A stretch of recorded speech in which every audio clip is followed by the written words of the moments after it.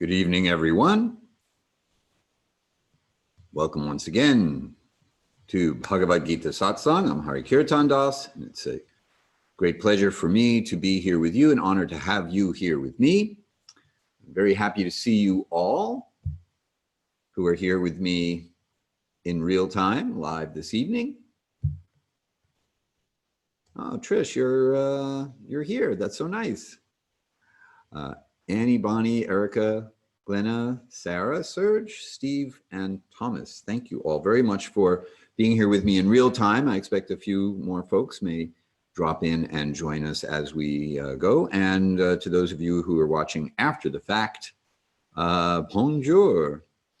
Welcome as well. I'm very happy to have you here whenever and wherever you are joining us. All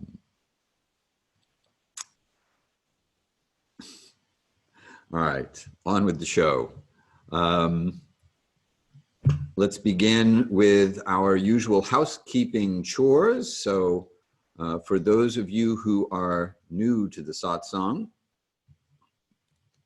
for those of you who are new to the satsang, I'm about as graceful as Inspector Clouseau. You can adjust your audio settings and your viewing options in the upper right-hand corner. You can raise your hands to let me know that I can be heard. Bonnie, thank you for raising your hand and reminding me that I should ask you to raise your hands. Good. All right, so thank you very much, all of you. You can now put your hands down. I will lower your hands for you. No micro video camera necessary on your end. I cannot see or hear you, even though you can certainly hear, and I presume see me as well. If you would like to be heard by me, type something into the chat window. You can also use the Q&A box if you prefer. I have both of them open, sharing your questions, comments, realizations, and reflections with everyone in the chat would be my first choice, if that's okay with you.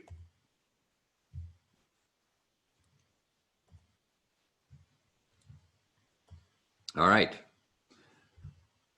Our last class last week, we are in chapter 18, the Yoga of Perfect Renunciation. We spoke about the psychology of action, the psychology of knowledge, and how to understand morons with high IQs. You may have noticed that there are a few of those in the world, and it's good to know like how to understand them. Verses 26 through 32 were the verses that spoke about these particular topics. This evening, we are going to pick up Krishna's monologue, his talk about the psychology of determination and the psychology of happiness.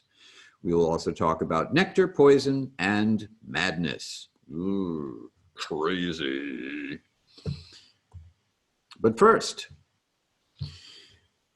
we will confirm our own sanity by chanting this invocation mantra, as is our traditional method of getting the show started. A couple of notes for those of you who are new to transliterated Sanskrit.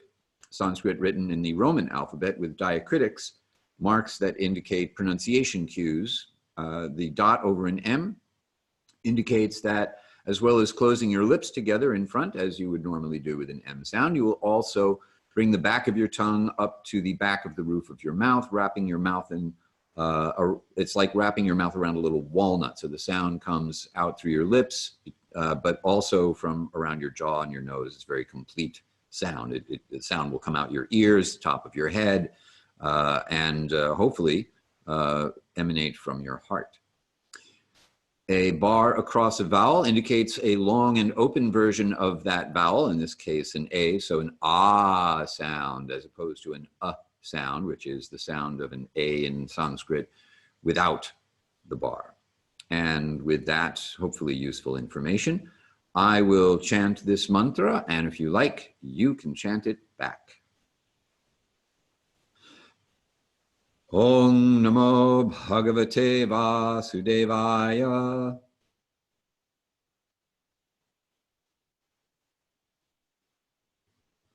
Om Namo Bhagavate Vasudevaya.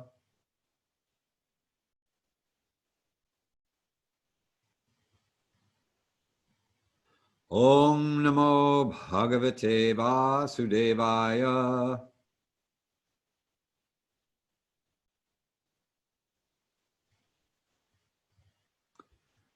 Translation: I offer my respects. I offer my respects to the Supreme Person, the Son of Vasudeva, who is the all-pervading transcendence. The Son of Vasudeva being Vasudeva, or Krishna, the speaker of the Bhagavad-gita, hence the appropriateness of this invocation mantra.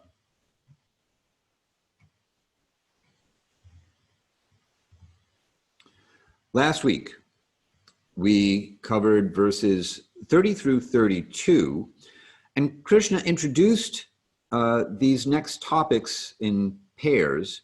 So we took the first part of the pair of topics that Krishna is introducing here. So we'll go back over those again, just for a moment. I will simply read the translation so that we can pick up where we left off. So beginning with text number 30.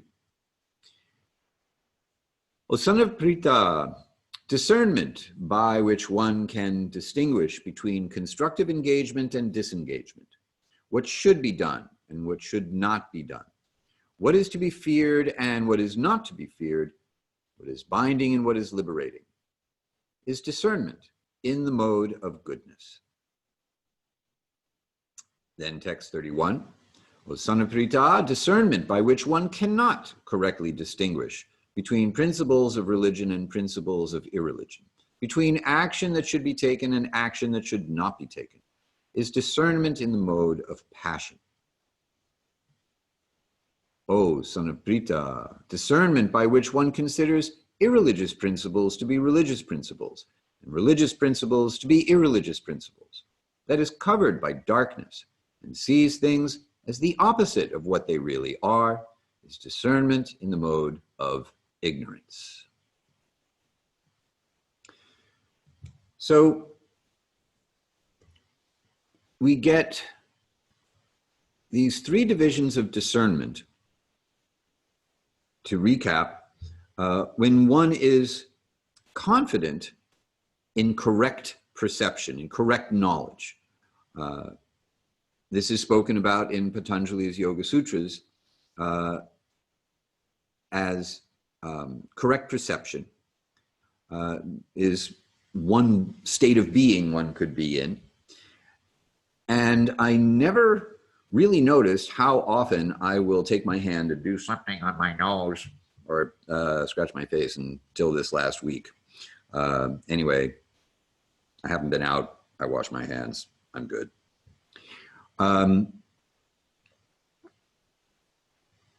So when you are right and you actually are confident by virtue of your deference to a higher source of knowledge than yourself, that is to say, it's not just your own speculation, but rather you have heard from an authoritative source of knowledge, that source itself being transcendently situated or in the same mode of goodness.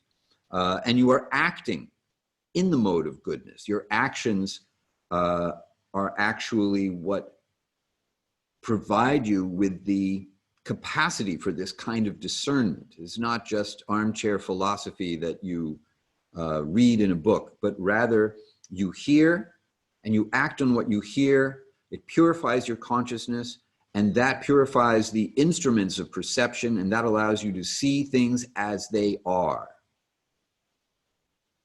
So all this goes together.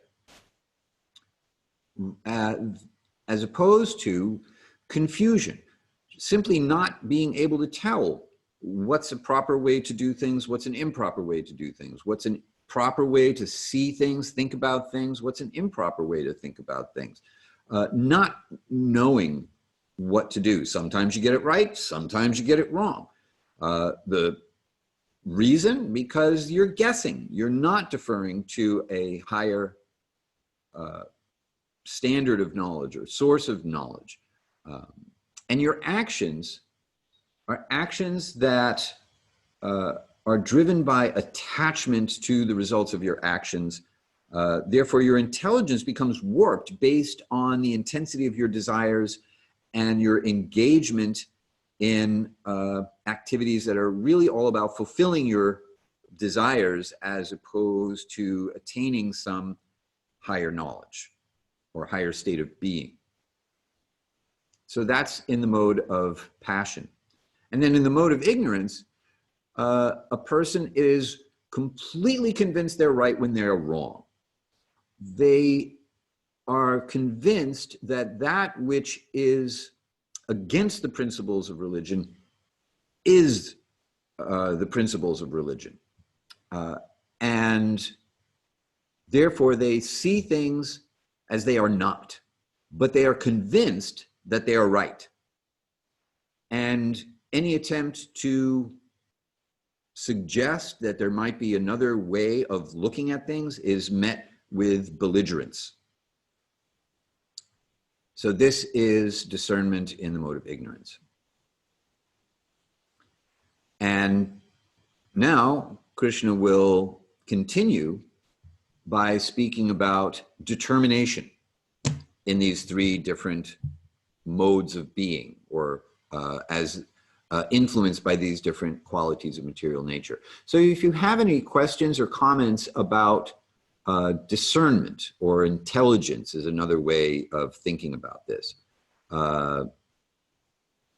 If you have any comments or questions about that from our last class, please go ahead and pop those into the chat and I'll be happy to take your comments. Meanwhile, back at the ranch, we will move ahead, now that we've covered last week, with this week. So this week's verses will be 33 through 39.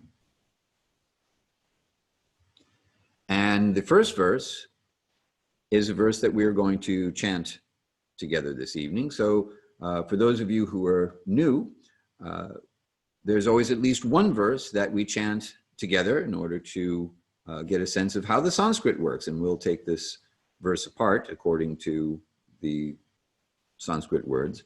So I'll explain a little bit more about the diacritical marks, the diacritics that give us pronunciation cues. A dot under an R means that we'll take our tips of our tongues back into the center of the roof of our mouths, as opposed to R sound that would be bringing our top teeth over our bottom lip. So that's the R with a dot. The vowels with a bar across the top, I have already explained. We pronounce each letter that we see. So an H after a consonant is pronounced as, so you're just going to put some air after the consonant it follows. A dot under an H at the end of a word means you're just going to give a short stop to the vowel that precedes it, unless the dot under the H at the end of a word appears in a word that's at the end of the line, in which case a short version of the vowel that precedes the H is echoed back. You'll see what I mean when we chant the second line of this verse. Dot under an N, the same tongue placement as with the R with a dot under it. So instead of bringing your tongue back behind your teeth, you'll bring your tongue into the roof of your mouth, like that. Sometimes you get a compound word that's a really long word, as in the third line. Well, we'll see how you do. Once again, the H is sounded after a consonant. So an H after a T does not combine with the T to make a th sound, as in American Thinglish. And when you see two T's together, then you'll hit the first T, slam on the brakes, and then hit the accelerator on the second T. And that, I think, covers everything in this verse. So I'll chant one line at a time. So I'll chant a line, you chant that line back if you like, and then I'll go to the next line after I give you some time to chant back. Here we go. Dhrityaya yadharayate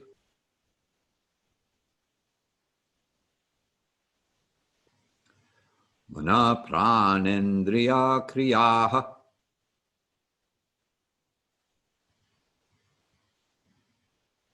yogena vyapicharenya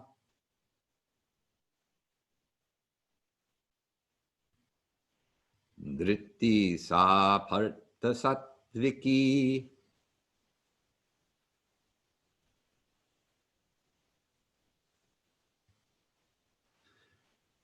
Well, it looks like I didn't explain everything, did I?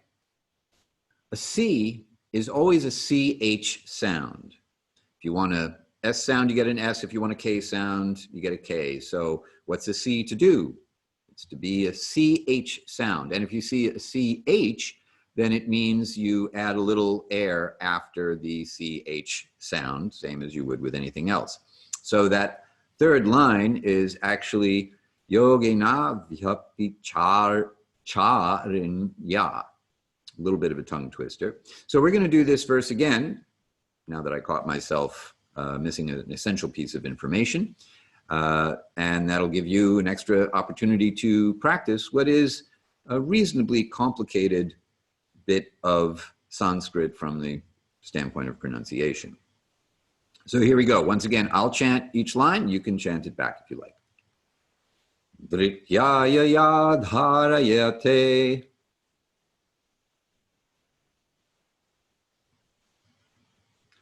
mana pranendriya kriyaha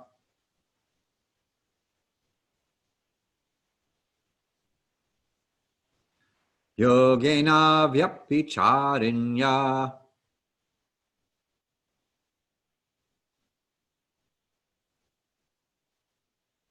dhritti sa partha sattviki.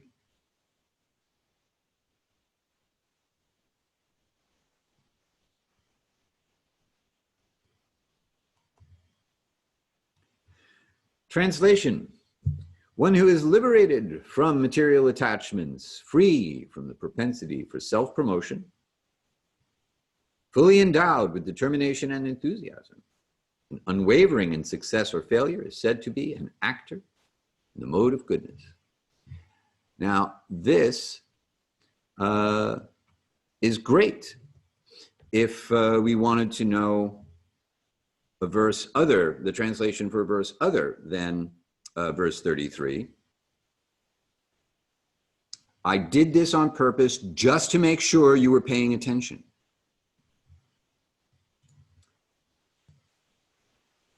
My only other possible explanation for this is I have no idea how this happened. But by the magic of PowerPoint, we will see in just a moment how the translation, the actual translation for this verse, will become self-manifest magically, as if by some transcendental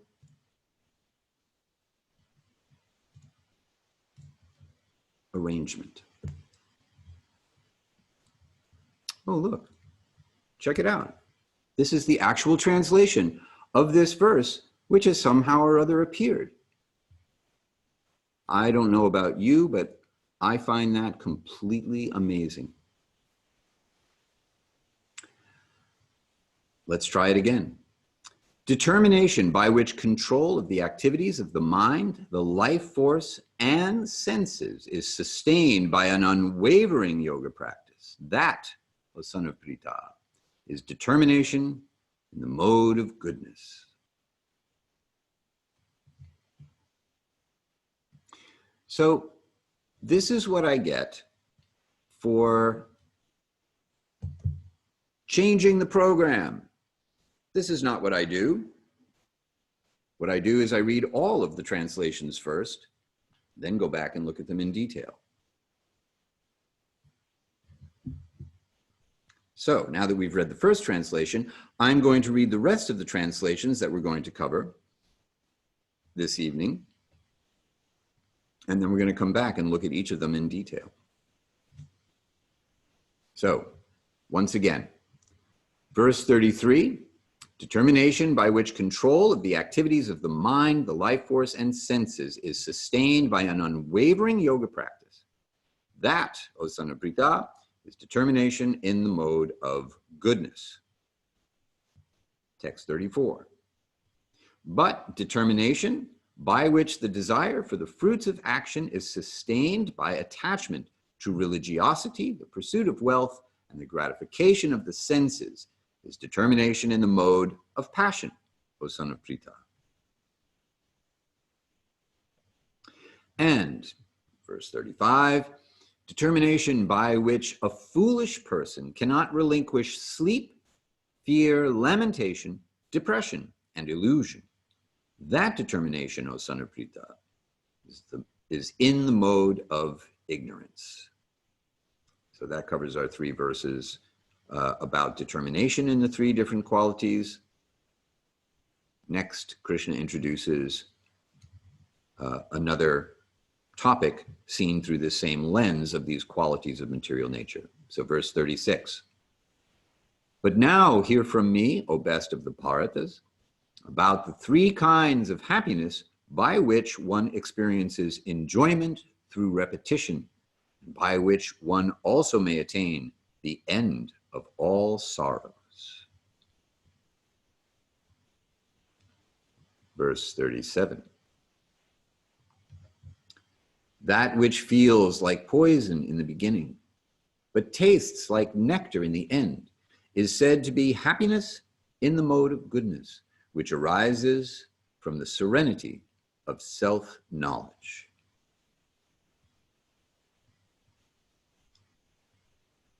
Text 38. The experience that arises from connecting the senses with objects of sensual pleasure, and which tastes like nectar in the beginning, but feels like poison in the end, is said to be in the mode of passion.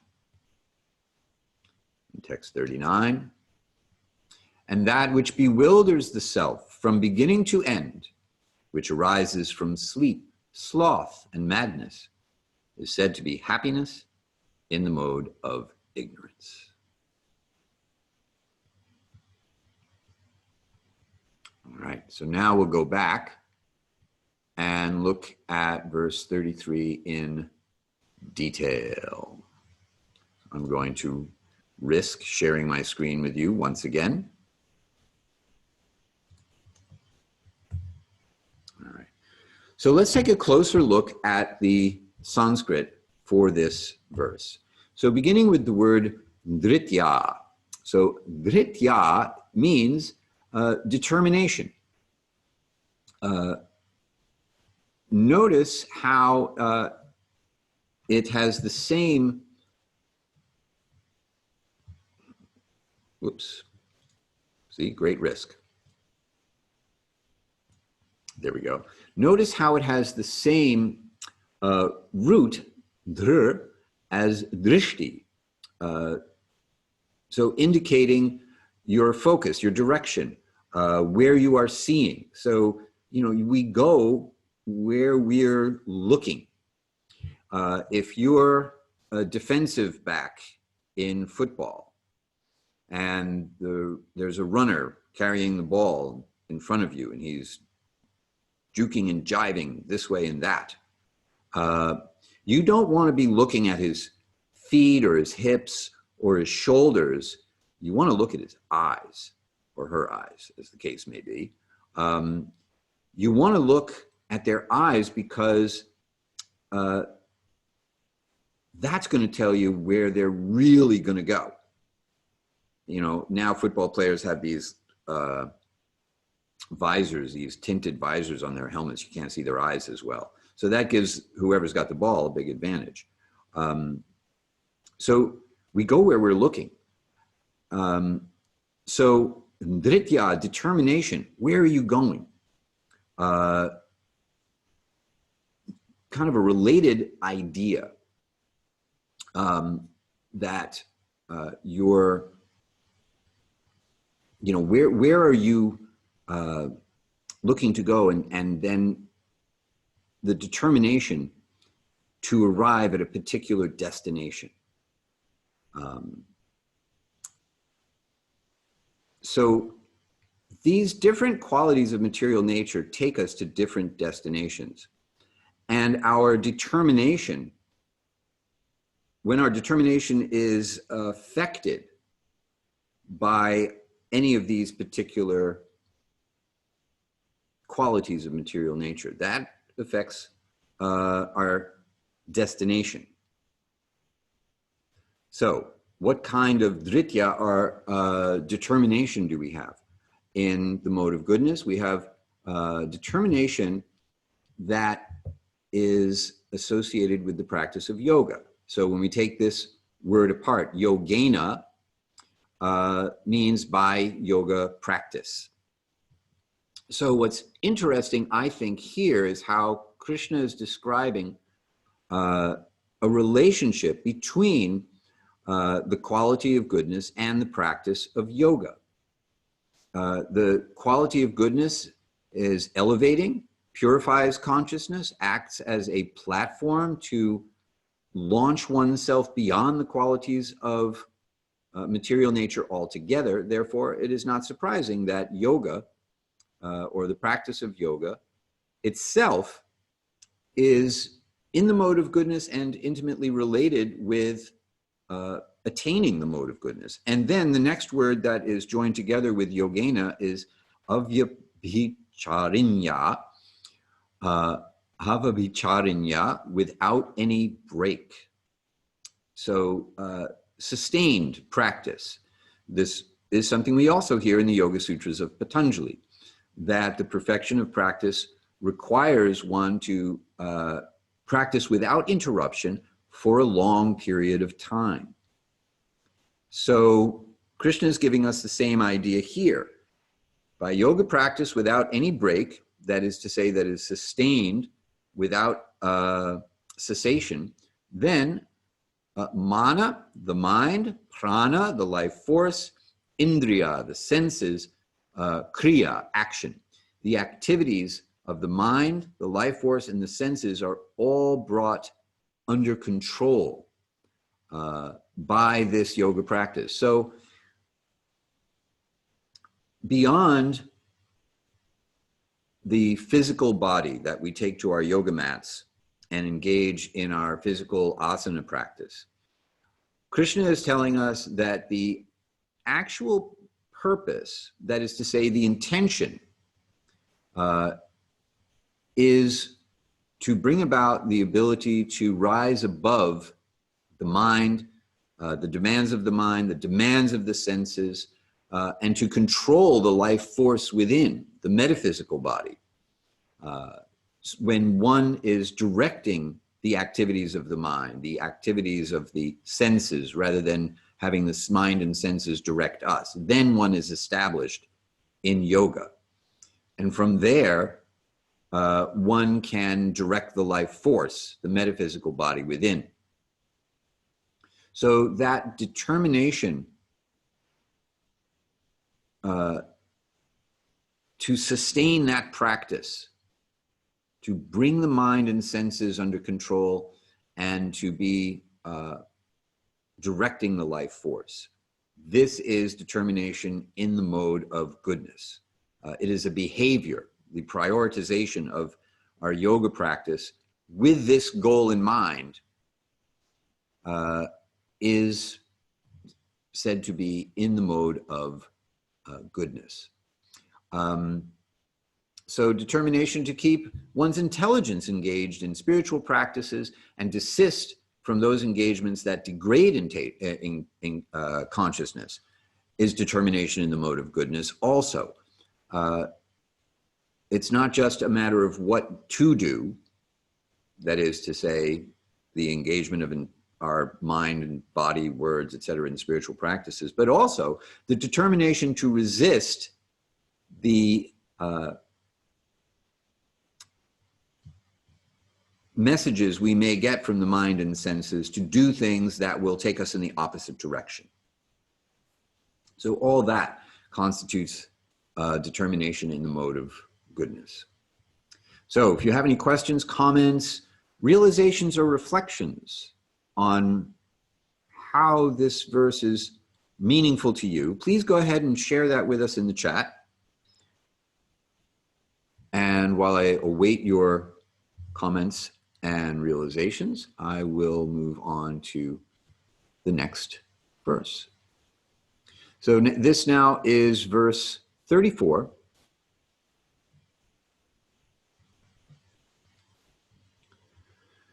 But determination by which the desire for the fruits of actions is sustained by attachment to religiosity, the pursuit of wealth, and the gratification of the senses is determination in the mode of passion, O son of Pritha.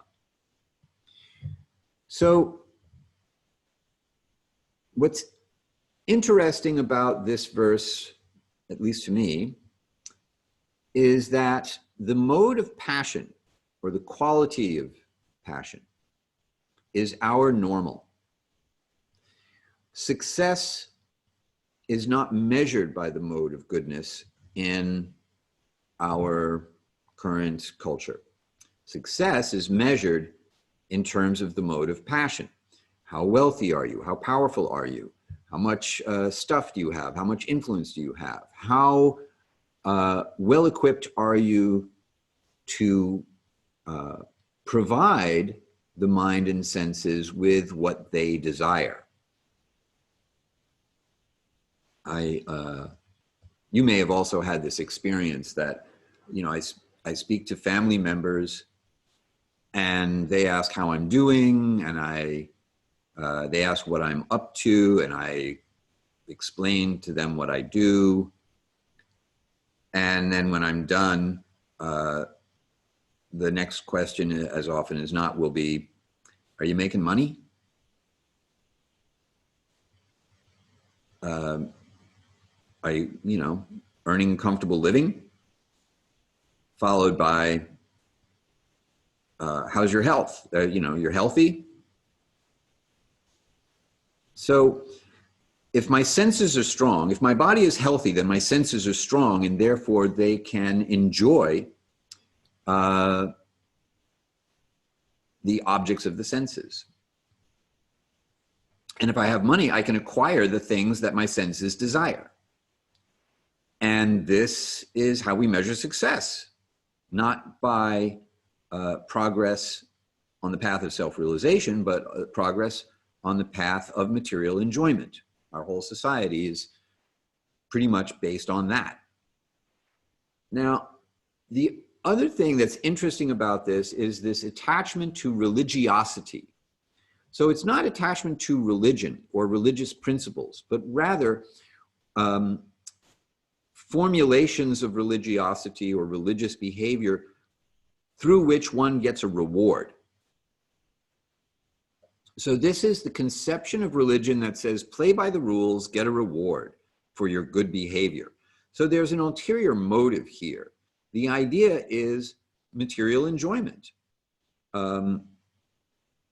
This is sort of prosperity gospel, or the conception of heaven as a place where you can have your desires fulfilled, because that's how we think about happiness. Is really, we think we conflate pleasure with happiness. And we think of heaven as a place where everything will be pleasurable. Or if we have a different conception, maybe we think heaven is a place that's like really, really boring, because saintly people don't engage in material stuff, in the mode of passion. So if our conception of happiness is pleasure and the pursuit of pleasure in the mode of passion, then heaven is going to look like a place where nothing ever happens. And why would you go there? It's boring. For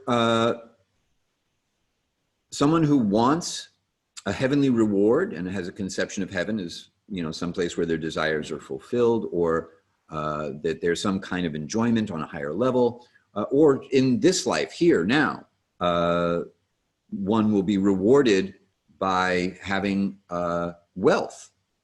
And with that wealth, they will be able to acquire the things that will gratify their senses. Well, that's a conception of religiosity. And you'll notice that Krishna has not put that at the top of his list. Because remember, this is hierarchical. The quality of goodness is at the top, and that's what we as yogis are aspiring for. Mode of passion is in the middle, and the result of action in the mode of passion is ultimately unhappiness, suffering, sorrow, or anxiety. And then ignorance is at the bottom of this hierarchical list of states of being, the least desirable.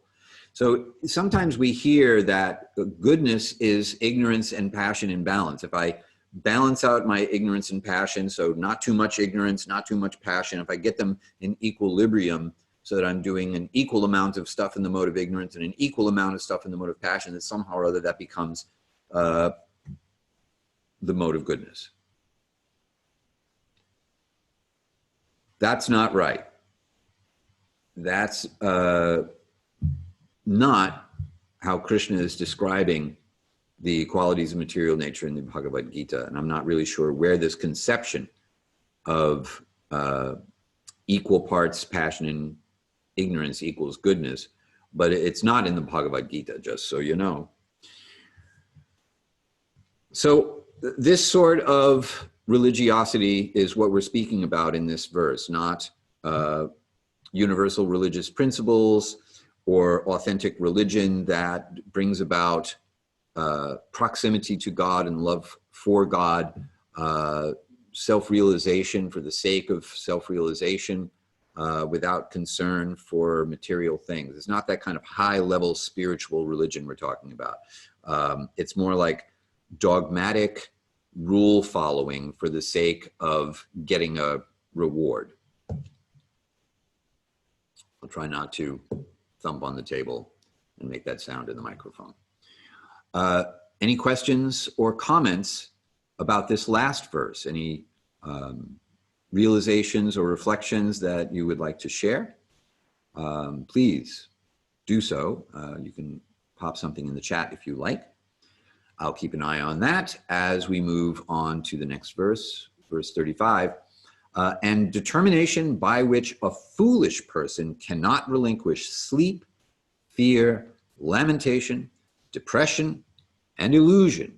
That determination, O son of Pritha, is in the mode of ignorance. And I'll talk a little bit more about this verse, but first, from Trishya, the balance between passion and ignorance is the old detox to retox model. Yeah, you know, it kind of acts as a rationalization to Benjamin Franklin philosophy of everything in moderation, and thinking that's in the mode of goodness. No, that's in the mode of moderation, which is better than things in the mode of ignorance, like massive and intense intoxication, or things that are in a combination of the mode of passion and ignorance, like you know, binge watching Netflix series, you know, guilty as charged. But yes, I think that's a true fact. Thomas, thank you for class. I often hear advocates of karma, which seem to be expressions of this religiosity. Show mercy because you will get mercy back in this life or the next. That seems transactional, another form of give to get. Yes, good point. You know, what goes around comes around. This is a true fact. Therefore, an intelligent person acts with compassion towards others, if for no other reason than because that'll come back to you. So it's valid, but it's also going to be, let's say, the mode of passion affected by the mode of goodness. What's happening here is Krishna is segmenting things out in a way that makes it a little black and white, or actually, to be a little more technically correct, a little white, red, and black, as those are the respective colors associated with the qualities of material nature. However, it's more complicated than that, because red, green, and blue, or if you're a painter, red, yellow, and blue, are not the only colors in the palette. All of these colors combine. So the three qualities of material nature combine like primary colors to create every hue, tint, and shade of every person, place, and thing that we see in the world. So the mode of passion may be influenced by the mode of goodness, or the mode of goodness may be nested inside the mode of passion. Therefore, you get this sort of thing of you do good things in order to make sure good things happen to you.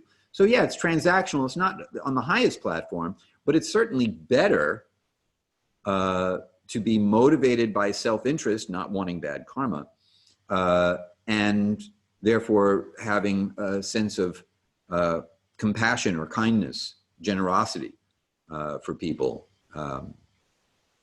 So yeah, thank you for that. Trish has a question. How can one distinguish genuine detachment from worldly objects from spiritual bypassing and running away from your material problems that one should actually address? Yeah, this is a really big issue.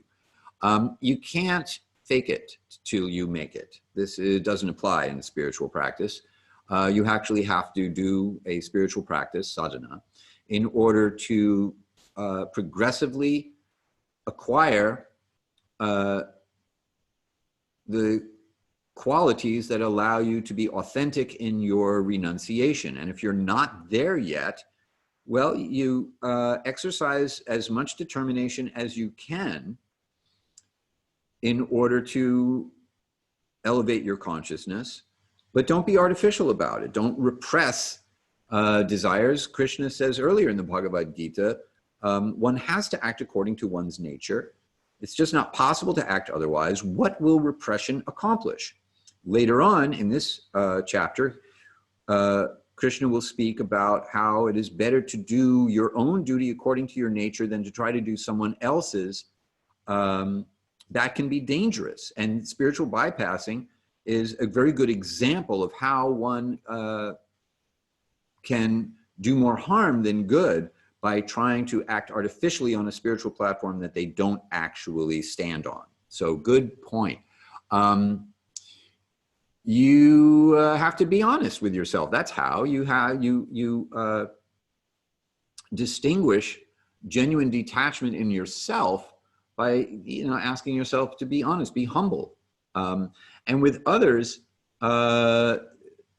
Well, to the extent that you work on yourself and gain a higher perspective from the platform of the mode of goodness, it's easier to see when others are engaging in spiritual bypassing rather than engaged in spiritual activity on the platform they're actually at. And then you can see if you can be helpful to them in that regard.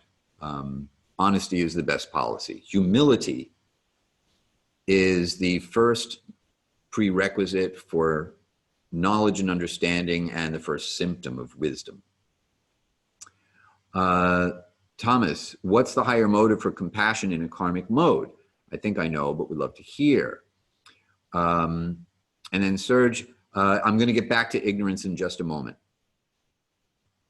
So the higher motive of compassion is really what Krishna is bringing Arjuna to in the entirety of the Bhagavad-gita. Arjuna's starting point is he doesn't want to kill people. For one thing, he doesn't want bad karma, but also he's just feeling compassion for them because he knows this is just going to be horrible. And it's material compassion. It's compassion based on the bodily conception of life rather than on a spiritual conception. So sometimes spiritual compassion doesn't look so compassionate from the standpoint of the mode of passion, which is where everything is materially motivated. The detachment from the things that a person in a mode of passion values on the part of a person in the mode of goodness or higher, transcendental goodness, seems or can be mistaken for indifference rather than compassion. So compassionate detachment, where one is thinking about what is for the ultimate spiritual good of a person, rather than just what is for their material benefit or what will be pleasing to them. That's the higher motive for compassion rather than the karmic mode. Someone in that state of being is not thinking, I'm going to get good karma for helping someone else get good karma. But rather, someone thinks it is my duty to assist someone to get beyond karma altogether. And it is done simply because it is the right thing to do without any expectation of a reward. So that would be the higher motive for compassion that we find in Bhagavad-gita. Now that I've shared that, I'd be very interested to know what your thoughts are on this, and please share them, or whatever you were thinking prior to my responding to your question. So now let's move on and talk a little bit about the mode of ignorance, and then Thomas, I'll come back to your comment in a moment. So the verse that we are looking at now, 35, and determination by which a foolish person cannot relinquish sleep, fear, lamentation, depression, and illusion. That determination, O son of Pritha, is in the mode of ignorance. So sleep here, the word that's used, the Sanskrit word that's used is svapnam, which also means dreaming. So it doesn't literally, just literally mean being asleep, unconscious, but rather it's someone who can't get past fantasizing, someone who can't get beyond wishful thinking, thinking about the way things ought to be without actually doing anything to make them that way. So sleep or dreaming or wishful thinking, that sort of thing. Bhayam, fearfulness, always being afraid, because you don't know, you don't understand anything. The absence of understanding leads to fear. We fear the unknown, and someone in the influenced by the mode of ignorance doesn't know anything, therefore naturally would be fearful. Shokam, lamentation.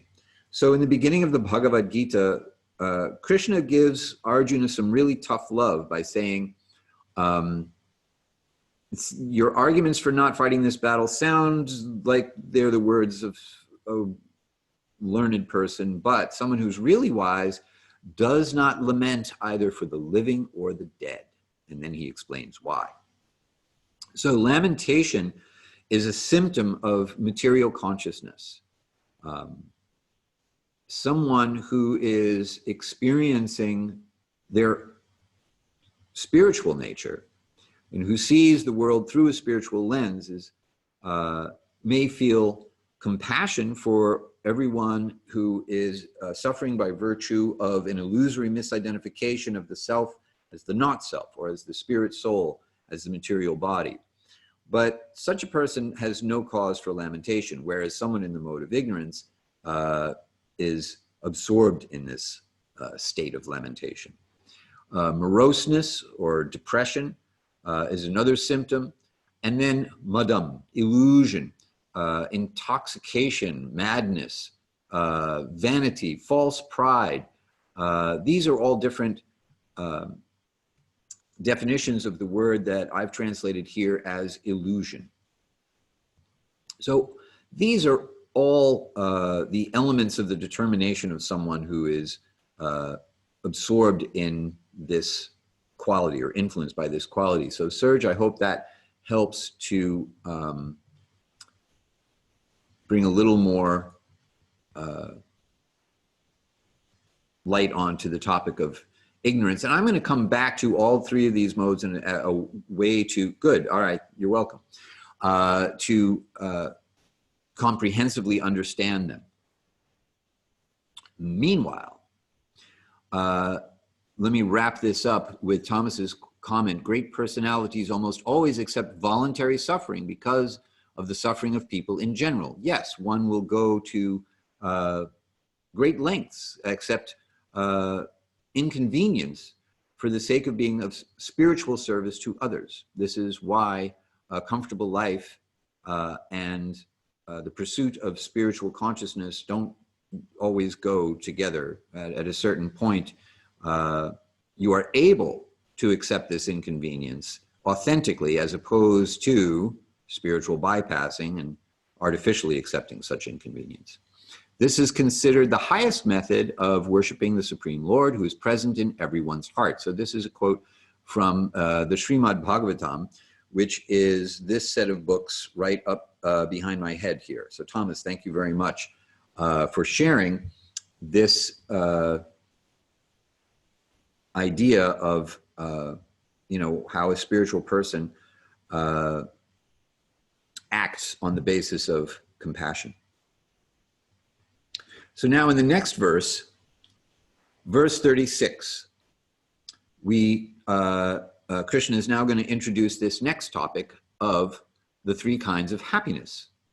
So the verse once again, but now hear from me, O best of the Bharatas, about the three kinds of happiness by which one experiences enjoyment through repetition, and by which one also may attain the end of all sorrows.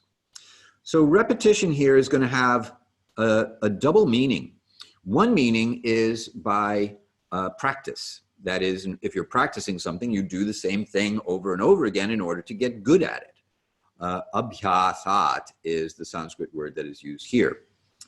But repetition is also how we go about enjoying pleasurable experiences in material life. Something that makes a positive impression on the mind and the senses. This would be called a samskara, an impression on the mind. We like something. It is pleasurable to the senses. It creates that impression in the mind, and then we go back to that same thing and do it again because we associate that thing with pleasure. So this is going to show up in the mode of passion, playing Dark Side of the Moon over and over and over and over again because we like it. That's in the mode of passion, whereas practice makes perfect in spiritual life, therefore resisting to the temptation to engage in a favorite but nonetheless mundane sound vibration in favor of a spiritual sound vibration that will purify my consciousness so that I go back and listen to Dark Side of the Moon again and see it for its spiritual significance rather than just its sensual enjoyment. Would be an example of how one tries to dovetail one's material attachments to spiritual practice.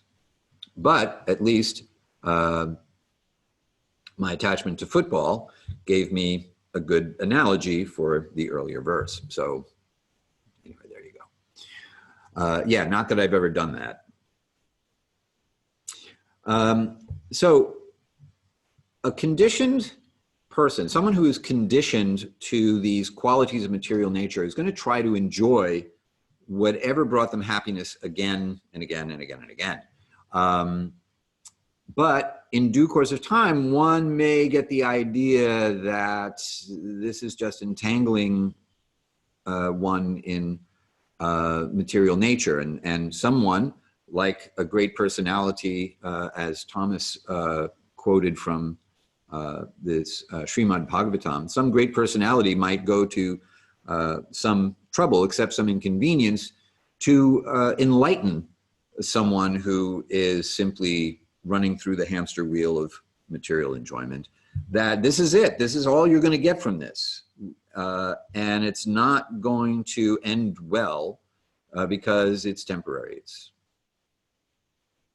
Therefore, one may be relieved from this hamster wheel of repetitive pursuit of happiness, material happiness, in favor of something higher, something spiritual. So now Krishna introduces these three different kinds of happiness. So the first one in 37, that which feels like poison in the beginning, but tastes like nectar in the end, is said to be happiness in the mode of goodness, which arises from the serenity of self-knowledge. So we're going to take a quick look at this verse. We're running out of, a little short on time, so we're not going to chant it. But we're going to look at the Sanskrit itself for just a moment. Yattad agre visham eva parinamem ritopamam tatsukam sattvikam proktam atma buddhi prasadajam. So, key words here. Visham eva. Visham eva, like poison. So in the beginning, giving up that which we think is pleasurable in favor of something that will elevate consciousness will feel like an austerity, will feel like it's uncomfortable. We're getting out of our comfort zone in order to attain something better, higher, more substantive. And then there is pariname at the end. So there's a word, parinama, that's similar to this. That is to say, transformation. So you undergo a transformation. You are one way in the beginning, and at the end, you're a different way. And through that transformation, you end up with amrita upamam. So that previous word, the way we saw it before, the vowel is dropped out, and we get mritopamam, but actually it's amrita upamam, compared to nectar. Amrita means nectar. It also means immortality. And sometimes they're put together as the nectar of immortality. And who wouldn't think that immortality tastes like nectar? Obviously, the experience of happiness in the mode of goodness, which is something that comes from the intelligence being vested in the self, that is to say, one's true nature. One who experiences that kind of happiness is called an Atma Rama, someone who experiences the bliss of self-realization. So this is a pretty far out thing to remember, especially right about now. True, sustainable happiness comes from the experience of the true nature of the self, and that does not depend on any external condition. So whatever else is going on in your life, whatever else is going on in the world, the pursuit of happiness is best taken up by the pursuit of self-realization, because the state or the condition, the state of being of self-realization is happy on a whole other level, and is not dependent on any external condition. Right about now, I would think that's good to know. Then our last two verses, we'll finish up. The experience that arises from connecting the sense objects, connecting the senses with objects of sensual pleasure, and which tastes like nectar in the beginning, but feels like poison in the end, is said to be in the mode of passion. So we are young, our senses are very strong, we become attracted to whatever our senses are attracted to. We bring our senses in contact with that which our senses take pleasure in. And because our senses are very strong and we are young and fabulous, we are able to enjoy the senses. And that's great for a while. Certainly brings an immediate experience of pleasure. And if you're lucky to live long enough, Your senses that were once very strong will get very weak. The senses that were once sources of pleasure turn into sources of misery. And the whole thing, which tasted like nectar in the beginning, becomes like poison in the end. And a life spent with the pursuit of sense objects, bringing sense objects into contact with the senses, if that's what your life's all about, then that can be considered a life lived in vain. And that, unfortunately, is considered normal, as we earlier discussed. Therefore, there is a great need for people to hear about how this is ultimately not going to work out, and where their prospects for true happiness lie. Hence the mission of spiritual education for all of us who are engaged in the pursuit of spiritual knowledge, which is to say that if you really want to understand this stuff, first you hear it, then you act on it, then you share it. To the degree that you can share your experience of transcendental knowledge with others who are receptive to hearing, or who can develop that kind of receptivity, to that degree we also make spiritual advancement. Annie, yes, I was just thinking what a spiritual opportunity we all have under lockdown to pursue this. Yes, there is a silver lining here. I was just speaking about this. I did a little impromptu Facebook Live before I started our class this evening, where I spoke about how this is going to force everyone to rethink how we live. We don't rethink how we live sometimes unless we are forced to. You know, an object in motion tends to stay in motion unless acted upon by something else. So our trajectory has been knocked off course by the coronavirus, which is in high alert pandemic mode here in America as I'm giving this class.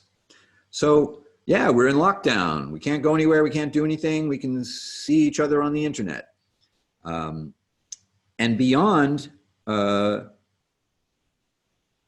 figuring out how to get creative about continuing to earn a living for many people who are going to be adversely affected economically by this, and whose lives are just totally disrupted in one way or another, there is this opportunity to think differently about how we live and what our values are and what's important and how we can be happy in ways that we might not have thought about previously, and where real happiness lies.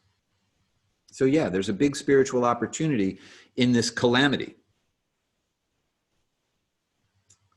I'll speak a little bit more about calamities next time, and how truly advanced spiritual practitioners may even ask for calamities to happen again and again.